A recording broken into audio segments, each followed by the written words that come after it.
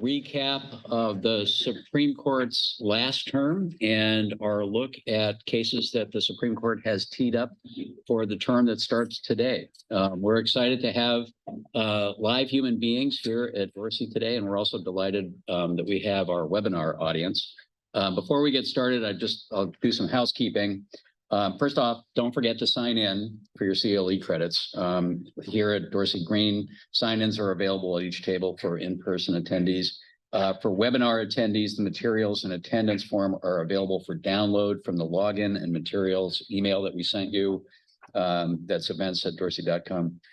Webinar attendees, don't forget to return your completed attendance form to attendance@dorsey.com. Will apply for a standard or CLE and standard jurisdictions listed on the invitation. For webinar attendees, look for links to the materials and sign-in sheet in chat. And the CLE code that we will announce later is for the webinar attendees only. With respect to questions, we've got a lot of material today, but if you put questions in the chat, we will try to answer them. For the live audience, if we have some time at the end, we may be able to take some questions too.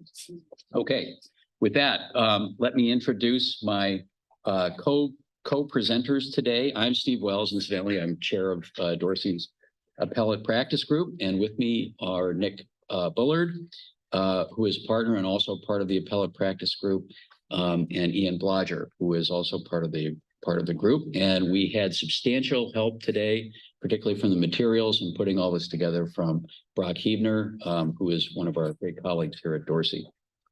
Okay, last term was one of the most consequential in many years in ways that had profound effects on the country. By many accounts, this is the most conservative Supreme Court we've had in almost 100 years. And in this upcoming term, there are already teed up a number of cases that at least have the potential, as happened last term, to upend decades of settled law and maybe to test the limits of a conservative judicial philosophy. But there were important decisions last term, too, that were not on hot-button issues and where the majorities were comprised of compositions that really defied expectations or categorizations. We'll be talking about a number of those today. That's it for my introduction. Let me turn it over to Nick now, who's going to talk about some of the statistics. Thank you, Steve. It is a pleasure to be with you all this afternoon. We're going to start by looking at some statistics, some themes, and some trends from last term, the October 2022 term. Before we do that, very briefly, here are the smiling faces of our 9 justices. As a reminder, last term was the first time these 9 justices all sat together because we had a new justice, Justice Jackson. So these are the 9 justices who decided the cases last term. The first theme I want to talk about is declining workload. Simply put, the court is hearing and deciding fewer and fewer cases virtually every year. Just to give you a couple reference points, 50 years ago in the 1970s, the court was deciding nearly 200 cases, and as recently as the 1990s, the court was hearing and deciding 100 cases. This past term, the court heard 59 cases. The last time the court was hearing 60 or fewer cases on a consistent basis was the Civil War. There's a number of reasons that go into why the court is deciding fewer cases, but it's the reality that we have. That's been the case for the last few terms. And all signs are that the court will continue to decide less than 70 cases. For the upcoming term, the court has only granted cert in 34 cases. So again, all signs are that it will be a pretty minimal workload again for the 2023 term. Next, I want to talk about unanimity. And I think it's helpful here to first start with the 2021 term, because that's the first time that we had, as Steve mentioned, this 6-3 court with the 6 Republican appointees and the 3 Democrat appointees. In 2021, the court was unanimous just 29% of the time. And when I say unanimous, this is a broad conception of unanimous. This is unanimous in the judgment, unanimous in part. It's a broad conception of the unanimous. And only 29% of the cases was the court reaching a unanimous result. Many court commentators thought this is a sign of what's to come with the 6-3 court. We're gonna see decreased unanimity along the lines of 29 to 30%. That was not the case. In 2022, the unanimity rate jumped all the way up to 45%. That exceeded actually the average that's pertained over the last decade or so. So 2 years isn't a big enough sample to draw meaningful conclusions about how unanimous the court will be, but it does indicate that those initial fears that the unanimity would be below average may not hold. Next, I want to talk about the ideological divisions in the court. Again, I think it's interesting to compare the 2021 term with the 2022 term. In 2021, there were 19 6-3 decisions, and of those, 14 were split on ideological lines. And what I mean by that is all 6 Republican appointees voted one way, and the 3 Democrat appointees voted the other way. In absolute terms, 19 and 14, that doesn't sound that impressive. But when you're thinking about that the court is only deciding 60 cases, all of a sudden that's a big percentage of the cases. Again, court commentators thought, is this sort of the new trend? Is this what we're going to see from the 6-3 court? And again, 2022 surprised. The numbers dropped down to 11 6-3 decisions, just 5 of which were ideologically split. So just 5 of those 59 that I mentioned at the outset. Okay, turning from sort of statistics now to some individual justices. The justice that spoke the most at argument in 2022. This surprised me. It may surprise you. It was our newest justice, Justice Jackson. Not only did Justice Jackson speak the most, she spoke 50% more than any of her colleagues. And she spoke more than any justice since Justice Breyer in 2004. And that's saying something. That is saying something. Just to give you an example of this, we're going to be talking about a case that was decided under the Voting Rights Act case. And if you look at the transcript in that case, Justice Jackson asked a question that covered 4 pages of the transcript.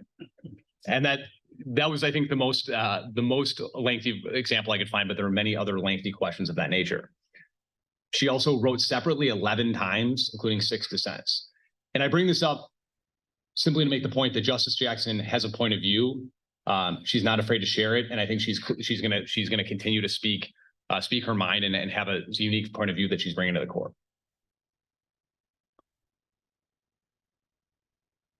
Okay, how about the justices that are most likely to agree? Here we have a 3-way tie. Justices Roberts and Kavanaugh agreed 95% of the time. Justices Sotomayor and Kagan agreed 95% of the time. And Justices Jackson and Sotomayor also agreed 95% of the time. If you're curious, the 2 justices that agreed the least in 2022 were Justices Kagan and Alito. As Steve mentioned at the outset, we saw some unusual coalitions of the justices. Again, there were only 5 times that the justices voted on pure ideological lines. That's 6 Republican, 3 Democrat. And there were some really interesting pairings of justices. And so here are just a couple examples to illustrate the point. In the Appellate case, which was a trademark case, the majority was 4 Republican appointees and Justice Jackson. And the concurrence was Barrett and Roberts paired with Sotomayor and Kagan. In the Andy Warhol case, which was a copyright case, Justices Roberts and Kagan teamed up for a dissent. And then in the Counterman case, which is a First Amendment case, Justice Sotomayor and Gorsuch, sort of the polar opposites in terms of ideological outlook on the law, they joined together for a concurrence. And these are just 3 examples. I could have pulled, there were countless other examples from this term where we had cross-ideological coalitions between the justices. And I think the lesson I took away from 2022 is when the court isn't deciding the most hot button issues in terms of, abortion, Second Amendment, those cases, the justices are far more likely and willing to sort of cross those ideological boundaries and join up with the other party, so to speak. The justice that was most willing to split from the fellow Democrat appointees, again, this may not surprise you based on what I was saying earlier, that's Justice Jackson.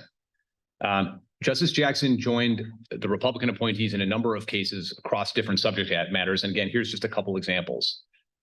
In a tax case, she concurred with Justice Gorsuch. In a very important Dormant Commerce Clause case, which we'll be talking about, she dissented with three Republican appointees. And in an immigration case, she actually helped form the majority with 4 Republican appointees. Again, she has her own point of view. She has her own perspective. She's not afraid to go her own way from Justice Sotomayor and Kagan. And again, this probably isn't surprising, but as a result, she was actually the most often in the majority of the 3 Democrat appointees. She was in the majority 84% of the time. In terms of, and speaking of the majority, the most often in the majority was just the Chief Justice at 96% of the time, followed closely behind him by Justice Kavanaugh at 95% of the time. So what that means as a practical matter is if you open up a case and you're curious what the outcome is, just look where these 2 gentlemen voted, and 96% of the time you're going to be right. In terms of dissents, that honor goes to Justice Thomas. Justice Thomas penned 9 dissents, and then Justice Jackson was in second with 6 dissents. Okay. In closing, I just have a couple takeaways. The first, as I mentioned, is the court is just deciding fewer cases. This is just the new reality that we're in. I expect I'll be saying something similar next year. This is just the court has for a variety of reasons, has decided to take up fewer and fewer cases. Second, the court has come back to the average in terms of unanimity, and they've shown some propensity to cross ideological lines and form interesting coalitions. Again, this is more true in the less hot-button cases. 3, Justices Roberts and Kavanaugh remain the center of the court. They remain the swing justices. As I said, they're often the best sign about where those 2 gentlemen are. Where they vote is most likely going to tell you where the court comes out. And of course, we still have, as Steve said at the outset, a clear conservative majority that tends to exert itself most clearly in the most hot-button cases. With that, we're going to turn to actually the cases. And I believe, Steve, you are our first case. So there were a number of really controversial cases next year. This was one of the last that were decided, and this is Students for Fair Admission versus the University of North Carolina, and a companion case, Students for Fair Admission versus Harvard College. These decisions were split strictly along ideological lines. It was 6-3 or 6-2. Justice Jackson did not participate in the Harvard case.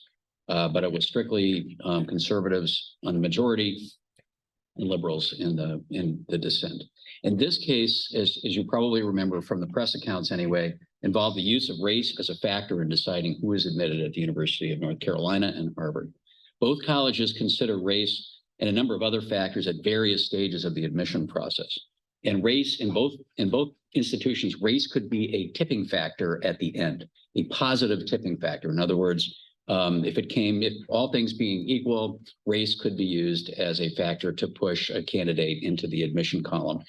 And the facts were, in these cases, were both tried actually at the district court level. So there were actually factual findings on these issues.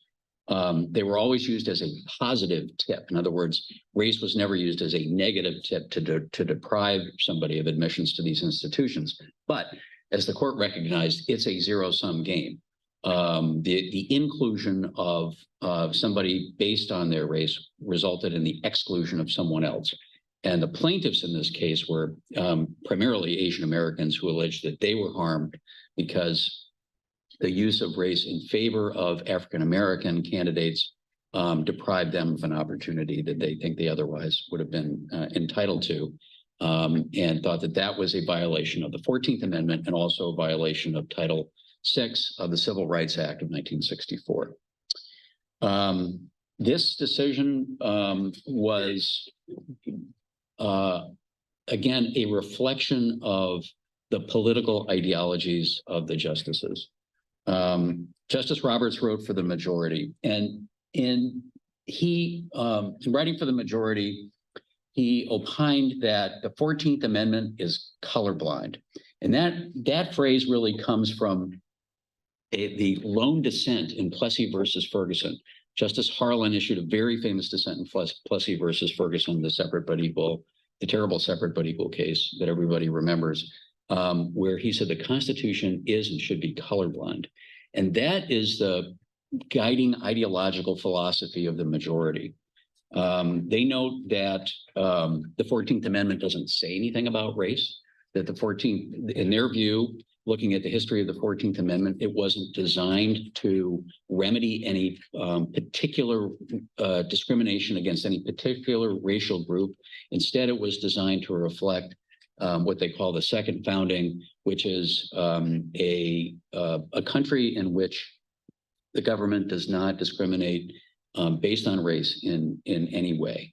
And this in part is a plain language argument. The 14th Amendment doesn't say anything about race. The 14th Amendment says no state shall make or enforce any law which shall abridge the privileges or immunities of citizens of the United States, or deny any person within its jurisdiction the equal protection of the laws. And it's the any person that is language that is really adopted by the conservative majority here. Now, the court notes that there had been, that the court had allowed race-based factors to be used in admission decisions and previous decisions. So remember, Bakke and Grutter were the two most famous. Quotas, racial quotas have been out for a very long time, but both Bakke and Grutter had found that that at least on a temporary basis, in order to remedy the effects of long-term discrimination, educational institutions were allowed to take into account race as one of many factors. But the court now says that time is over, that it will know that there had to be an end to this, that Grutter recognized that there had to be an end, and predicted that it should no longer be a factor within about 25 years, and Grutter was about 20 years ago. And it finally declares that the time for racial preferences or use of race as a factor is over. And it finds in particular that the factor-based approach that was used by Harvard and by the University of North Carolina failed the strict scrutiny test that had been applied in the educational context in a number of different ways. It found that the universities fail to operate their race-based admissions programs in a manner that is sufficiently measurable to permit judicial review under the rubric of strict scrutiny. It said that the goals of the universities were too vague and too amorphous to be able to determine whether race was an appropriate tool to achieve those ends. For example, Harvard said that it was the use of race here was designed to promote a robust marketplace of ideas, to promote knowledge based on diverse outlooks. And the court sort of poo-pooed this as being too amorphous to be able to really determine whether or not race could achieve those ends. It also found that that these programs required racial stereotyping, which the majority found was something that the previous cases had indicated were forbidden. It also indicated that the programs at these two colleges lacked a logical endpoint. In other words, they were completely open-ended without any sort of measurable goal that would say, okay, the time has come to end the program. It did sort of throw out a bone, I guess you'd call it, at the end. It did, at the end of the opinion, it did say that nothing prohibits universities from considering an applicant's discussion of how race affected the applicant's life, so long as that discussion is concretely tied to a quality of character or unique ability that the particular applicant can contribute to the university. So race, according to the majority, is allowed to be sort of discussed on an individualized basis, but can't be used as a tipping factor, can't be used as a factor to actually qualify somebody for admission. Dissents in this case were powerful. They were by Justice Sotomayor and a separate by Justice Jackson on the North Carolina case, because again, she didn't participate on the Harvard case. And they totally disagree with the majority's take on the 14th Amendment.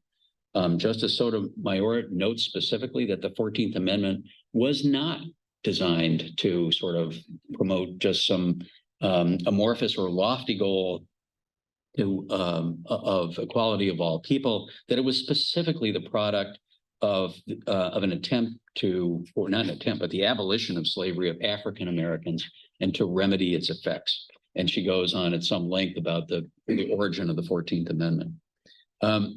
Justice Sotomayor is essentially saying in her very, very lengthy and powerful dissent, for hundreds of years, there's been de jure and de facto discrimination against African Americans.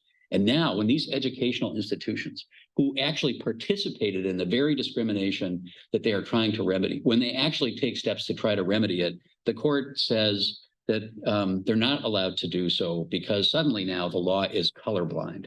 And now the universities and colleges can't use race as a factor to remedy the effects of the de jure and de facto discrimination of society and the very de jure and de facto discrimination that these universities and colleges were engaged in for many years.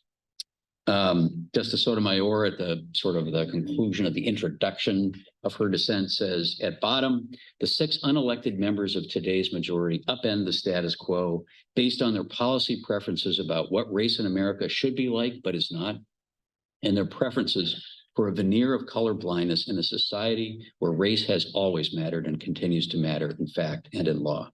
And she essentially accuses the majority of maintaining entrenched discrimination under the guise of this sort of color blindness mantra. I think the takeaway from this case is the majority is really feels that there should not be any use of race in making decisions in the U.S. As Justice Roberts said in this case, and as you said in previous cases, the best way to end discrimination by race in society is to not engage in any discrimination by race in society. And that is really the guiding, I would say the guiding light of the majority. The dissent obviously feels that this amendment was specifically intended to remedy the intentional discrimination against African Americans following the abolition of slavery, and that the use of this colorblind mantra in effect essentially weaponizes the amendment to avoid the reckoning with the effects of discrimination that have occurred over the years. And I'm paraphrasing, but it's pretty clear from Justice Sotomayor's dissent that she feels like this is another failure of society and government to come to grips with the damage of slavery. How this decision gets parlayed outside of the educational realm will be very interesting. It will be guaranteed to be the source of litigation against other institutions, not just educational now, but other institutions and businesses, because it's unclear sort of what the limits of this decision are, and they will be fleshed out, I can guarantee it, in cases that come up this term, although I don't think there are any yet that have been accepted, but will almost certainly be litigated in the future by the court. Our next set of cases are Twitter versus Tomna and Gonzalez versus Google. These are 2 cases which addressed the liability that large social media companies had for the algorithm that they use in promoting videos or recommending videos and content to their users. So in each of these cases, the plaintiffs brought a claim against various large social media companies, Twitter, Facebook, YouTube, arguing that their algorithm aided and abetted ISIS in perpetrating terrorist attacks that harmed the plaintiffs' families. The idea was that just like if you watch a baking video on YouTube, you might get more recommendations for baking videos. If you watch a terrorist-oriented video on YouTube, you're going to get more terrorist-oriented videos.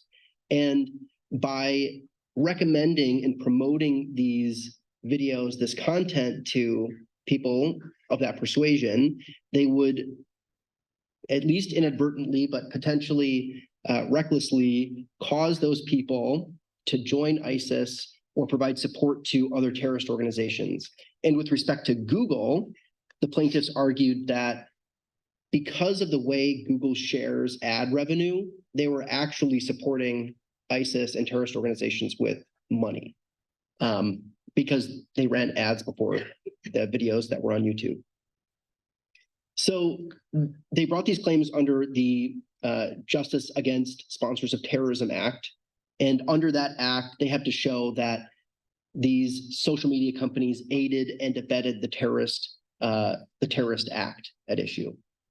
Now, in Gonzalez versus Google, Google argued that they are immune, YouTube and is immune from this kind of lawsuit under the Communications Decency Act of 1996. That was a complicated issue for the court to grapple with. There's a provision in the Communications Decency Act, Section 230, that provides immunity under certain circumstances for content that's published on a website. And in the oral argument, you could see the justices try to grapple with how their decision would affect the whole internet. Would it just break Google? Would it, if they came out one way? And they decided not to address that issue and instead addressed the underlying issue of aiding and abetting liability. And in the Twitter case, they held, as pled, the facts in the case could not support a claim for aiding and abetting liability. And that allowed them to avoid the Section 230 immunity claim, because even without the immunity claim, you would have to still go through the aiding and abetting analysis. The reason that the court the reason the court found in favor of Twitter, in a unanimous decision, by the way, authored by Thomas, was because the aiding and abetting requirement, in order to meet that requirement, the plaintiff needed to show that the social media companies aided a particular tortious act. And here, even if they were aiding and abetting a terrorist organization, there's no evidence that that aid actually affected the terrorist act at issue in the complaint.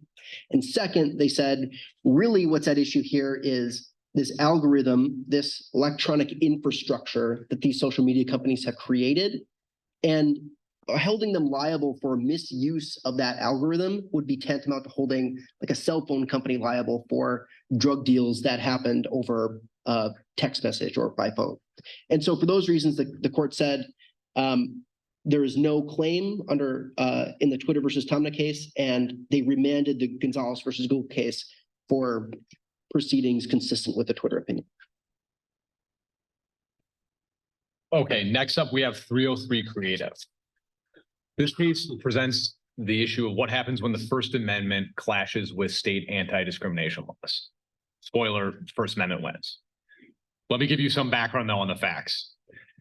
The plaintiff in this case was a woman named Lori Smith. Lori Smith is a graphic and website designer.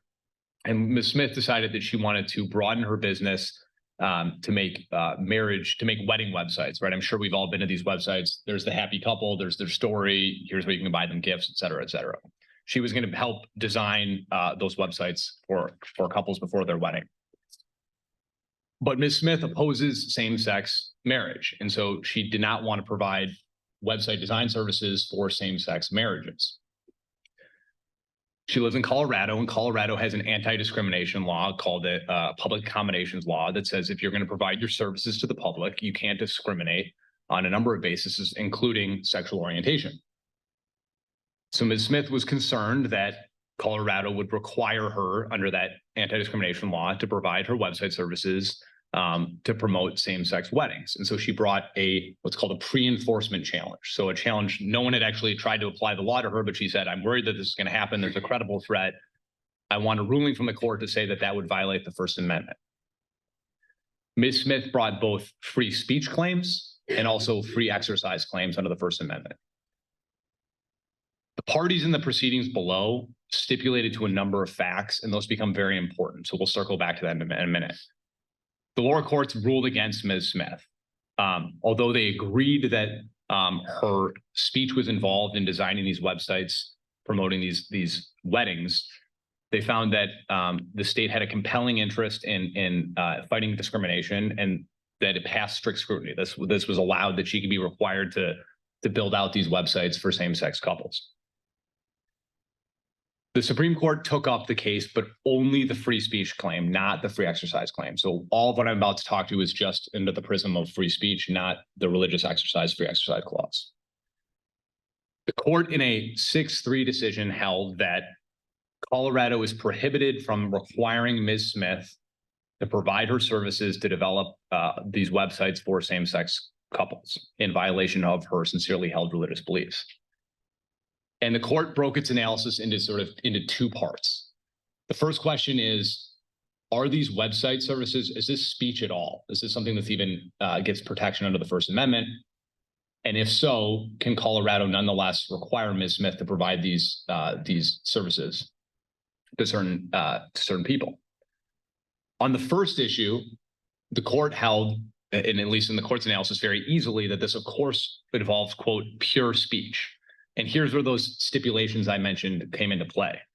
The parties below had stipulated that Ms. Smith's websites contain, quote, modes of expression or, quote, original customized creations and, quote, were used to celebrate and promote marriage.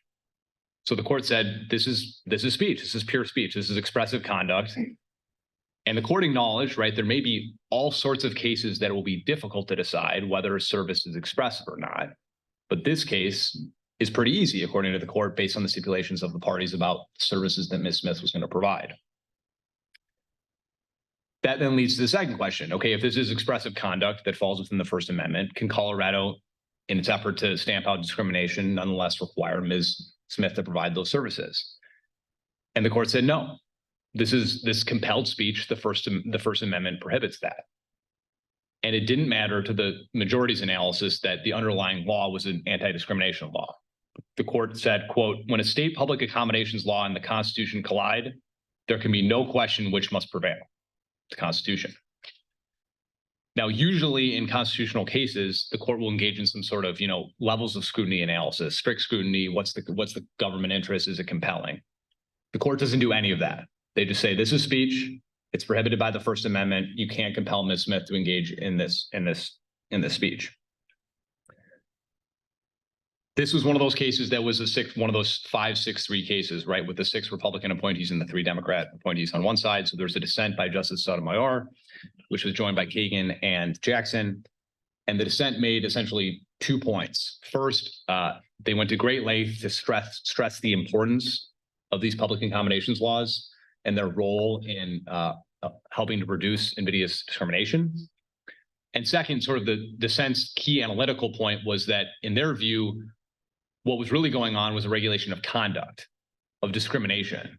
And there may be some incidental burden on speech, but what was really happening was Colorado was regulating conduct, not speech. And in the dissent's view, this created no real First Amendment problem. This case leaves open a number of very difficult questions, and I expect there'll be very similar cases like this coming up to the Supreme Court in the coming terms. The most obvious of which is, what services are sufficiently expressive to receive First Amendment protection and which services are not sufficiently expressive to not receive First Amendment protection?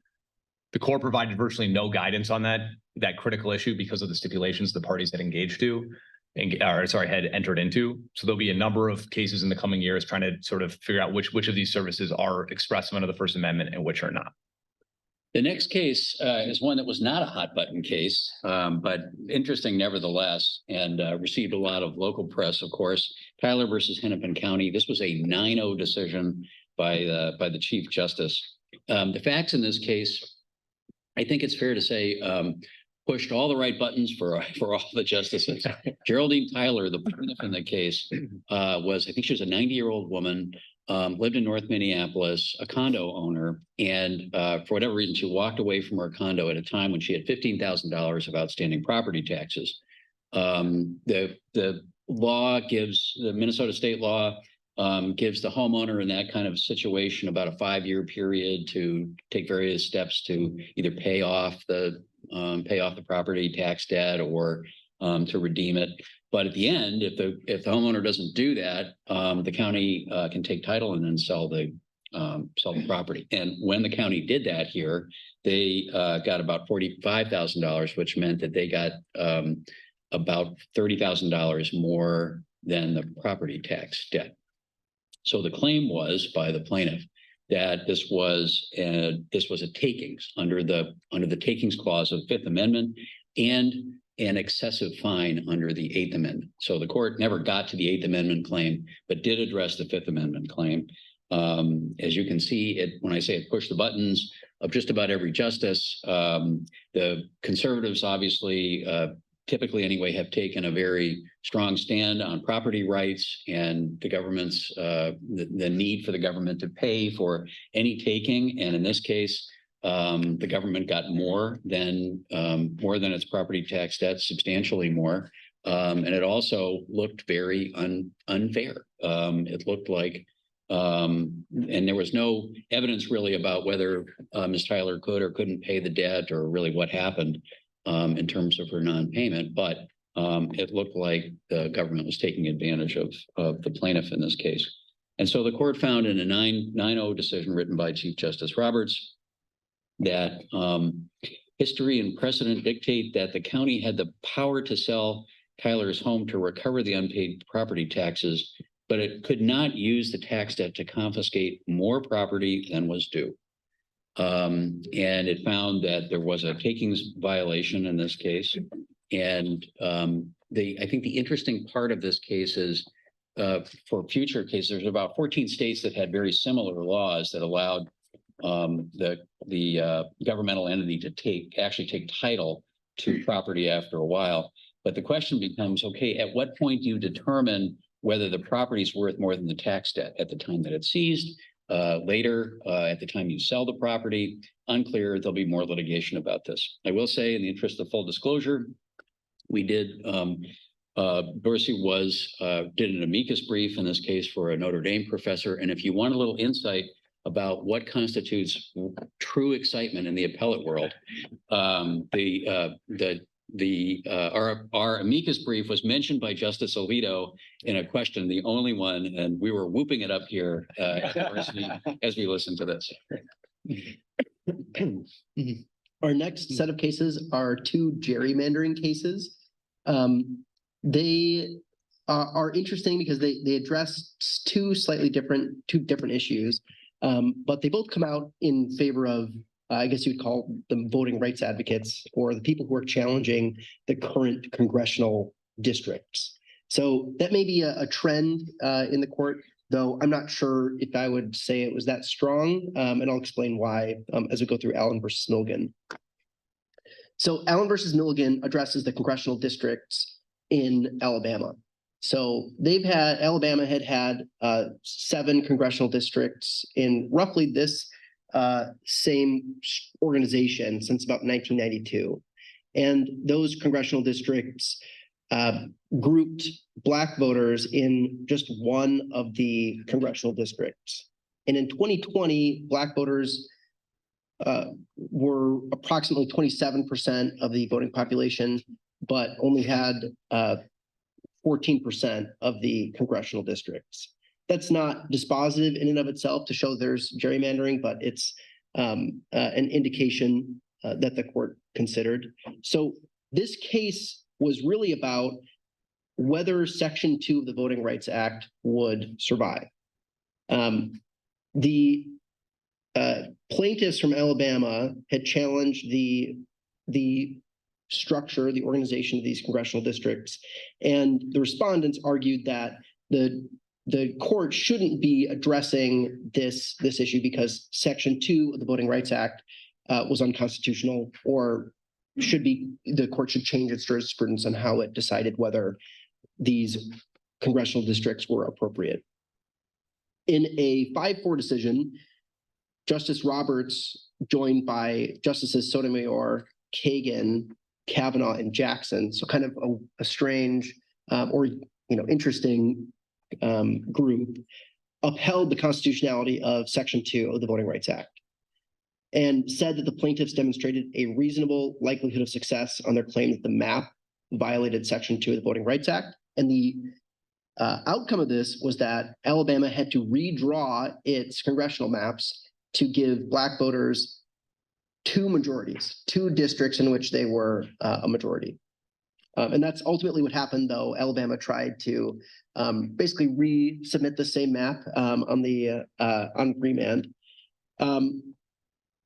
There's a dissent from Justice Thomas who says basically, like Steve was mentioning, that the 14th Amendment is colorblind, and if we were going to look to create congressional districts based on race, that would be a violation of the Constitution. So that's a similar theme throughout this case. The reason I say this may not be a trend going forward is because of a concurrence by Justice Kavanaugh. He joins the majority, most of the majority, but he writes separately to say that one argument Alabama didn't raise was whether the constitutionality of Section 2 changed over time. So maybe it was constitutional when it was passed, but have the conditions changed such that Section 2 of the Voting Rights Act is no longer constitutional. So just like with Grutter and some of the affirmative action cases, his argument is maybe there's a change in society such that this is no longer a problem and we can get rid of Section 2 and not have the court intervene in making decisions about the congressional districts with respect to racial gerrymandering. So we'll see if that comes up later on. Turning to Moore versus Harper, this is a slightly different situation. It's a political gerrymandering case. So racial gerrymandering, the court can intervene under Section 2 of the Voting Rights Act and also under the 15th Amendment. But political gerrymandering, they've said, we're hands off. We're not going to wade into that. That's a political question. This case concerns a theory that's been kicking around for a number of years called the independent state legislature theory. And that theory derives from the Elections Clause of the Constitution, which says that the legislature of each state has the obligation to prescribe the times, places, and manners of federal elections. The proponents of the independent state legislature theory argue that gives the legislature total control over how to prescribe these elections. And there is no third party, whether it's a court in the state or anything else, that can tell them how to do this. And here, the North Carolina Supreme Court stepped in and said, North Carolina legislature, that's clearly gerrymandered. You can't do that. And so they went to the Supreme Court to argue that this independent state legislature theory protected them from review. The court held in a 6-3 decision, again, Roberts writing, joined by Sotomayor, Kagan, Kavanaugh, Barrett, and Jackson, that the independent state legislature theory is not correct, that when the founders drafted the Constitution, the idea of judicial review would have been inherent in their idea of any kind of power being allocated to the states, that it wouldn't have made sense for them to not have that kind of judicial review. The dissent was authored by Thomas, who argued that the case was moot. North Carolina Supreme Court had decided part of it, it went back down, and then came back up, and the North Carolina Supreme Court decided the case on a state issue later on. And so Thomas, for that reason, would have said, this case is moot, we don't need to address it. Okay, next we're going to talk about the cases addressing President Biden's student loan forgiveness program, which purported to cancel $430 billion in federal student debt. There were two cases here. One was brought by a group of states and one was brought by individual borrowers. I'm going to focus mostly on the state challenge. And let me first provide some context so that we're all on the same page here. The case arises from something called the HEROES Act. The HEROES Act was a piece of legislation that was enacted in the wake of 9/11. Congress was concerned that borrowers impacted by that emergency, particularly members of the armed service, needed relief from their federal debt. In 2003, Congress amended the HEROES Act to expand it to cover any war or any national emergency. And there's a critical language in the statute that the whole case turns on. It says that Congress gave the Secretary of Education the power to, quote, waive or modify any statutory or regulatory provision applicable to the student financial assistance programs. So waive or modify, those three words dictate the whole outcome of the case. For the first 20 or so years that this HEROES Act was in place, the Secretary of Education made only sort of minor waivers or modifications, sort of tinkering around the edges with the program, never did anything too substantial. That changed with COVID. In March of 2020, President Trump declared a national emergency related to the pandemic, and the then Secretary of Education used that waive or modify language to say all student loan payments are suspended and interest won't accrue. When President Biden took office in 2022, he declared an end to the pandemic, but simultaneously President Biden's Secretary of Education announced a plan to cancel $430 billion in federal student debt, which purported to wipe out the debt of about 20 million borrowers, and then another 23 million borrowers had their debt reduced.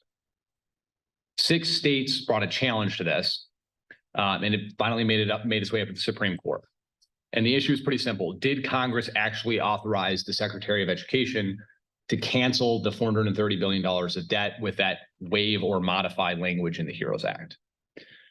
And the court, in a 6-3 decision, split along ideological lines, said no. There was initially a very tricky issue about standing, whether any of these states actually had standing to challenge this action. I'm not going to dwell on that here. I'm happy to answer questions afterwards. The bottom line is the court concluded, yes, Missouri did have standing because it had a public corporation that it had created and oversaw, and that public corporation held or administered some of that federal debt, and it was going to lose $50 million a year because of the program. And the court said that was sufficient. There was a sufficient relationship between that corporation, that loan corporation, and the state of Missouri. The merits, though, I think are more interesting. On the merits, again, the question is waive or modify. What does that mean? And does that mean you can cancel debt? The modification language, I think the court thought was easier, and I think is also easier. Modify usually has a connotation of a sort of an incremental minor change. And this wasn't an incremental minor change, right? It was a fundamental change to the program. The waiver language, right? Waiver is, in my view and in the court's view, is broader than modify. And I think that was more tricky for the court to resolve. There, the court said that there's technically not a waiver that's happening because repayment of a loan isn't actually a condition under the program. So it's not as if the secretary waived a repayment obligation. There actually wasn't a repayment obligation in the program to begin with. So technically there wasn't a waiver. The court relied heavily on what's called the major questions doctrine. If you were at this presentation last year, we presented on that. The court for the first time sort of adopted this major questions doctrine. And that is when a federal agency is going to take an action that will have massive sort of economic or political impact, it has to point to really clear language from Congress saying you have authority to do this. And the majority thought that waive language wasn't sufficiently clear given the impact that this program was going to have. There was a dissent by the 3 Democrat-appointed justices that was authored by Justice Kagan. They disagreed on the standing. They thought none of the states had standing. And the focus of the dissent is, again, on that waiver language, pointing out that waive typically means eliminate. And so you could read that statutory language as saying the secretary may entirely eliminate the loan program. And that's effectively what they did for 43 million Americans. As I mentioned, there was a companion case that was brought by the 2 individual borrowers. In that case, the court resolved that unanimously, saying those 2 individual borrowers did not have standing. With that, I think I will turn it back to Steve. The next case, National Pork Producers Council versus Ross. So this is a dormant Commerce Clause case. As you may remember from law school, Article 1, Section 8 of the Constitution says that Congress may regulate the commerce among the states. And the dormant Commerce Clause is sort of the inversion of that. The courts have determined that since Congress regulates the commerce among the states, states can't regulate interstate commerce. And normally where this comes up, at least historically, has been where states have discriminated against out-of-state commerce. So kind of a classic example is where a state allows in-state wine producers to mail their products to people in state, but if you're an out-of-state producer, you have to sell it through liquor stores. That kind of discrimination is forbidden. This one involved a little bit different claim of discrimination. It was more an effects claim. So Prop 12 was a proposition that was designed to promote humane animal handling of pork producers. Prop 12 prohibited the sale of whole pork meat in California from breeding pigs that were, quote, confined in a cruel manner, which was defined as a manner that was prevented a pig from lying down, standing up, fully extending its limbs, or turning around freely. That was Prop 12. And the argument here was this by this National Pork Producers Council. The argument was there's only in California, they consume and purchase an enormous amount of pork, but only 5% of it is produced in California. So the argument was this is really a proposition, a statute that has all of its effects outside the state of California, and really, because California is such a huge market, really requires out-of-state producers to adhere to a California law. And they said that violates the Dormant Commerce Clause. Well, the court, in a fractured decision by Justice Gorsuch, disagreed and said there wasn't any intentional discrimination here. And that really is the touchstone of the Dormant Commerce Clause jurisprudence, is that there has to be either facial or obviously purposeful discrimination against out-of-state economic interests. This got fractured along, when I say fractured, the majority agreed in the result that the law was not unconstitutional, but there were various ways of getting there. And there's also a test called the Pike versus Bruce Church test, which doesn't involve directly facial discrimination or purposeful discrimination, but the test essentially is, do the burdens on interstate commerce outweigh the putative positives that the state and by which the state enacted the law? And the breakup, the fracturing occurred over whether that test still applies. Justice Gorsuch would essentially overrule it. The majority actually says no, the Pike test still exists.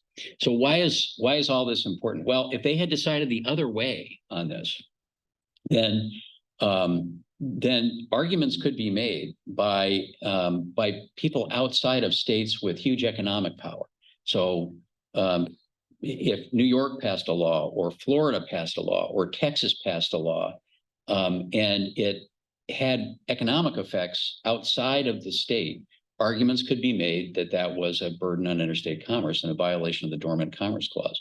And I think the justices were keenly aware of how this could be used politically either way. This was a goose versus gander problem for the court, I think, not a problem, an awareness of the court.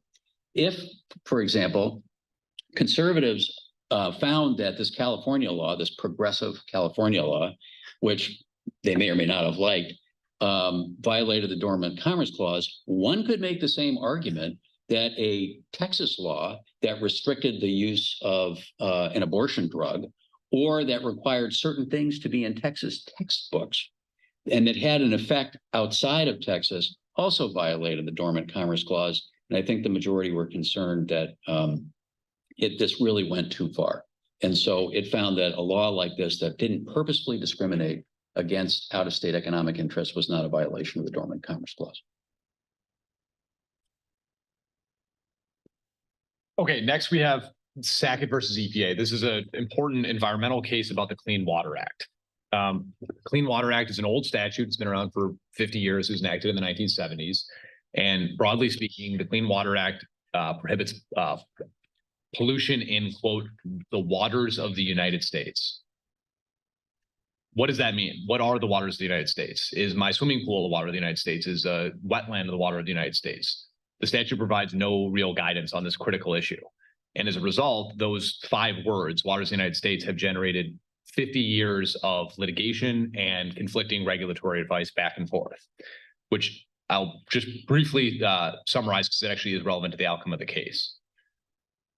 When the Clean Water Act was first passed, let me take a step back. The EPA and the Army Corps of Engineers have joint authority over administering the Clean Water Act. And when the Clean Water Act was first passed, the EPA and the Army Corps took a pretty narrow interpretation of what waters of the United States meant. But as so often happens over time, the agencies progressively took a more and more broad view of their jurisdiction and took a broader view of what waters of the United States meant. The Supreme Court has intervened several times and rejected those interpretations. So, for example, there was a rule in the 1990s called the Migratory Bird Rule, which said if there was an isolated an isolated body of water that birds used on their migrations. That was the water of the United States and was subject to federal regulation. Supreme Court struck that down. Despite this intervention from the Supreme Court, there really has not been any clarity, as I said, for 50 years on what this means about waters in the United States. In 2015, the Biden administration took a very broad interpretation of that phrase. The Trump administration in 2019 turned around, rescinded that rule, put in their own rule they liked. And then in 2023, the Biden administration stepped in, got rid of the Trump rule and put in their own rule. So there's this sort of waffling back and forth on what this phrase means. And the court this past term finally stepped in and provided some, I think some helpful concrete guidance on this issue. And the court started by emphasizing the need for clarity on this. There are criminal penalties for violating the Clean Water Act. And so if you're a property owner and you have, in your backyard, you have a little swampy area, is that a water of the United States such that you could be subject to criminal penalties for filling it in? Landowners really need to know that. And so the basic gist of the holding is the Supreme Court held that the Clean Water Act applies to two sets of waters. The first set are what we would traditionally kind of think of as waters in sort of in layman's speak. That's streams, rivers, lakes, ponds, the oceans. And then it also applies to a very narrow set of wetlands. The wetlands have to be, quote, indistinguishable from those other waters I mentioned. So if you look out and you're looking at a stream and you can't tell where the stream ends and the wetland begins, that wetland is now one of the waters of the United States. But if there's a wetland, separated by a mile, 100 yards or whatever from the stream, it's not a water of the United States. Again, we criticize that for being arbitrary or not very satisfying, but at least it's relatively clear. The court was very concerned about taking any broader interpretation for a couple reasons. The first was a federalism concern. Water regulation has typically been reserved as a power to the states. And again, this is kind of echoing that major questions doctrine. The court thought before Congress is going to significantly encroach on the state's primacy in this area, they have to be really clear what they mean by waters of the United States, if they mean an isolated pond in Nick Bullard's backyard. And the second thing the court was concerned about was, again, that vagueness problem. Because there's criminal penalties, landowners need to know in advance if whatever's on their property is going to be a water of the United States. They need an advanced knowledge about that. There was a concurrence by Justice Kavanaugh, who was joined by by Kagan, Sotomayor, and Jackson. And although they agreed that the EPA's current test was wrong, they would have hewed more closely to the text of the Clean Water Act. And so the Clean Water Act talks about adjacent wetlands. And the concurrence points out that adjacency means more than just adjoining, right? So the majority said it basically has to be adjoining. It has to be continuous. You have to be able to not tell where the stream ends and the wetland begins. And Justice Kavanaugh pointed out that adjacency actually can mean nearby. We use that all the time in common, in sort of everyday speak. It can mean something more than just two things that are touching. But obviously that interpretation failed. And so we still have, we just have that continuous connections that was required for a wetland to fall within the Clean Water Act. Ultimately, this is going to have to go back to the Army Corps, back to the EPA to issue new regulations. I suspect they will try to find creative ways to get around the Supreme Court's guidance. And so we may be back for like the umpteenth time on this issue, but this did substantially move the ball forward. I'm just going to go over this next case very quickly so we can talk a little bit about the upcoming term. So Mallory versus Norfolk Southern Railway Company was a case involving personal jurisdiction. The upshot of this case is this. If a state has a law that says that a business consents to jurisdiction if it registers to do business in that state, that is not unconstitutional. You may remember from law school, again, International Shoe, in which it provided that corporations are subject to personal jurisdiction in two ways. One is where the corporation is located, essentially, or if the acts alleged by the plaintiff as the basis for the cause of action arose out of the defendant's contacts with the state, you can have personal jurisdiction. Now there's a third way. And the third way is if a state like Pennsylvania has a statute that says if you register to do business in our state, you consent to jurisdiction, personal jurisdiction in our state. That is not unconstitutional. It is not inconsistent with the due process clause. And so there is a third way to get personal jurisdiction over corporations. I don't know exactly how many states have this now. I think there are a handful. But as legislatures begin to consider this decision, I think it's likely that we may see more and more states, particularly states that are, I'll call them plaintiff-friendly states, as Pennsylvania apparently is, unbeknownst to me. As they begin to pass laws that provide that corporations are subject to jurisdiction in this manner. This next case is about dog toys and whiskey, as Justice Kagan put it in the opening line of the opinion. This was a unanimous decision by the court, and it was on trademark, and it helped clarify a few aspects of trademark law and trademark infringement, and in particular, when the court applies the so-called Rogers test.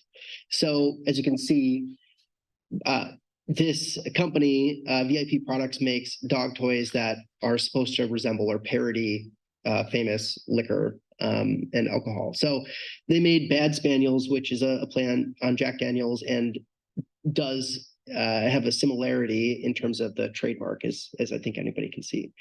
So Bad Spaniels brought a declaratory judgment action against Jack Daniels. They lost in the district court. The district court found that they were violating Jack Daniels' trademark.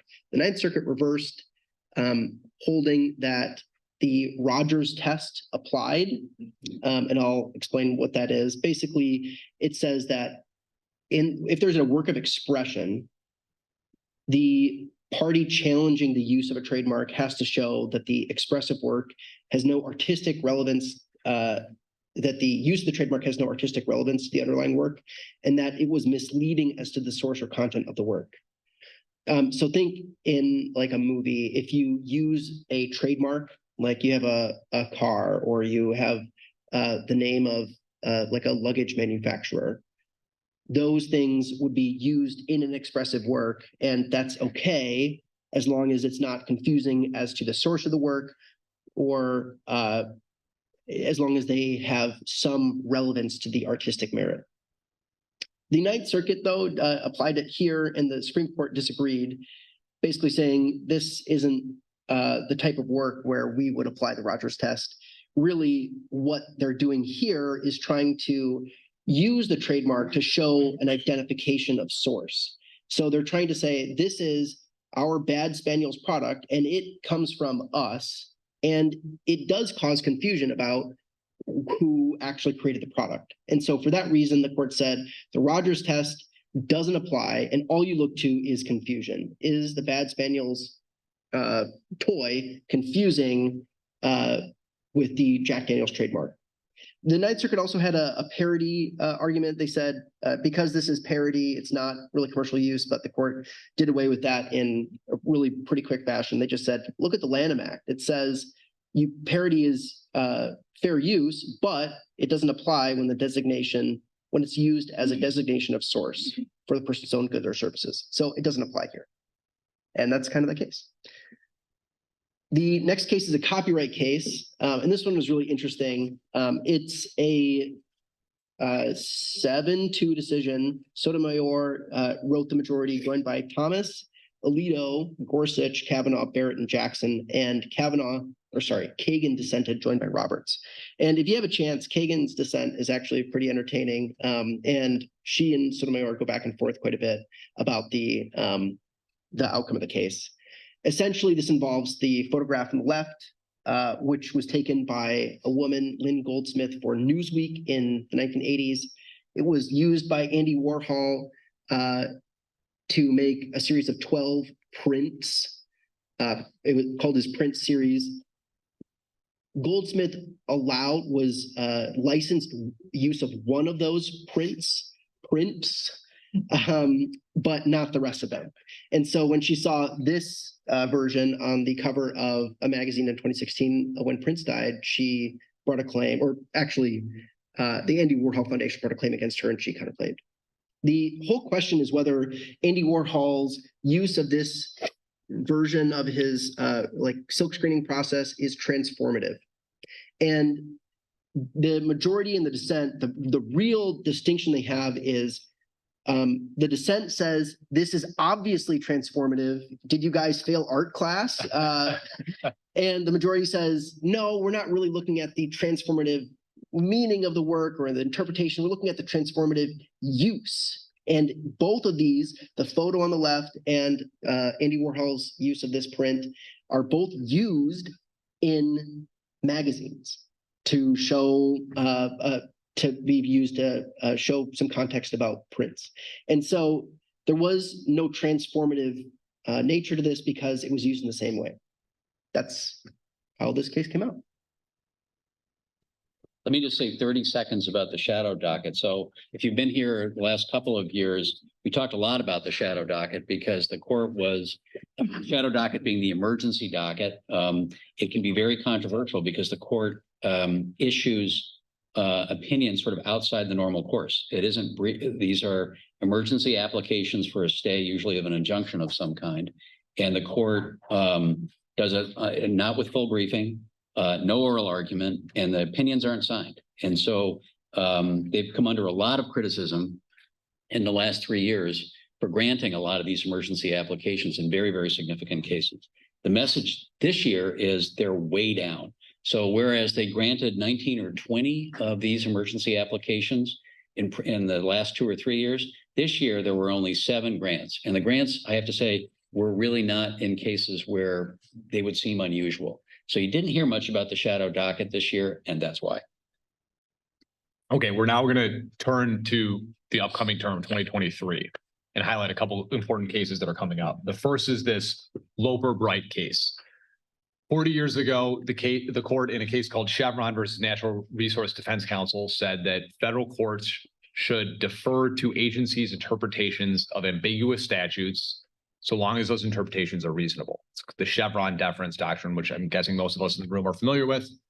The court has agreed to take up the issue about whether to overrule or at least modify the Chevron deference doctrine. Obviously, the question is, are they going to nibble around the edges? Are they going to modify it? Or are they going to get rid of it entirely? Just to give you a couple quick data points on where the court may be headed. Justice Thomas is on the record in opinions saying he thinks Chevron is illegitimate, as is Justice Gorsuch. So those are 2 votes already for overturning it. Last term, there was a similar challenge to Chevron, and Justice Alito at oral argument indicated a willingness to overturn Chevron. So that's 3 votes. So the question really comes down is, where are Barrett, Kavanaugh, and the Chief? Well, Justice Kavanaugh has written a law review article criticizing Chevron, indicating he may be the 4th vote. And so as you can see, you're just a couple votes away from potentially overruling the Chevron deference doctrine.